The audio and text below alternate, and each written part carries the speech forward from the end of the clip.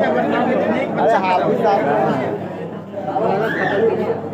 बात इतना बीच से कोई फायदा क्या है? अब जो हो गया तो वो तो हो ही गया। अब जो होना तो हो ही गया। जो होना था क्या, एक होता है गलती, एक होता है जानबूझ करके गलती करना। उनके अभी हादसा हो गया, अपनी खुशी को देख लीजिए यार, मोहल्ले की खुशी को देखे आपने? कभी चले आते हैं। हाँ, मोहल्ले के अंदर आप घुस रहे, ये लवे रोड नहीं ना, ये मोहल्ला है ये।